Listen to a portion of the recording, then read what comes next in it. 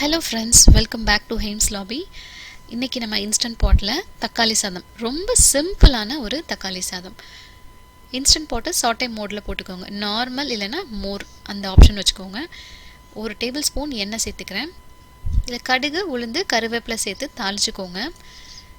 பெரிய வெங்காயம் நீளமாக ஸ்லைஸ் பண்ணியிருக்கேன். அதில் ஒரு பெரிய வெங்காயமாக ஒன்று எடுத்திருக்கேன். அது ஒரு 2-3 பல்லு பூண்டு, ஒரு 4 பச்சை மிளகாய். இதை வதக்கிக்கோங்க.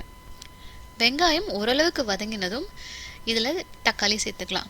ஒரு வெங்காயம் அப்படின்னா டபுள் த வால்யூம் நம்ம தக்காளி சேர்க்க போகிறோம். ஏன்னா தக்காளி சாதத்தில் தக்காளி ஃப்ளேவர் ஜாஸ்தி இருந்தால் தான் நல்லாயிருக்கும்.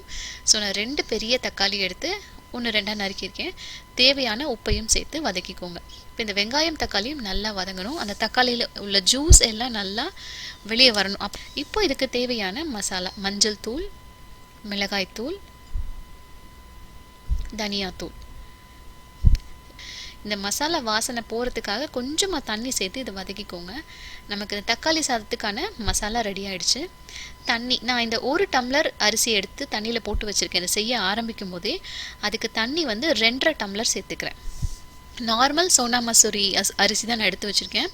ஸோ 1 டம்ளர் அரிசிக்கு 2.5 டம்ளர் தண்ணி. இப்போ தண்ணி ஒரு கொதி வந்த உடனே உப்பு பார்த்துக்கோங்க. நம்ம அரிசியை ஆட் பண்ணி மூடி வச்சுட்டு மேனுவல் இல்லைனா ப்ரெஷர் குக்கர் மோடில் ஒரு 10 மினிட்ஸ் வச்சோம்னா போதும். இல்லைனா டிஃபால்ட்டாக அந்த ரைஸ் ஆப்ஷன் கூட நீங்கள் யூஸ் பண்ணிக்கலாம். அப்போ தான் இந்த தக்காளி சாதம் நல்லா கொஞ்சம் குழைவாக இருக்கணும். ரொம்ப ஸ்டிக்கியாக இருக்காது, ஆனால் கொஞ்சம் குழஞ்ச மாதிரி இருந்தால் தான் அந்த தக்காளியோட ஃப்ளேவருக்கு அந்த சாதம் நல்லாயிருக்கும். சூப்பரான ஃப்ளேவர்ஃபுல் தக்காளி சாதம் ரெடி ஆகிடுச்சு.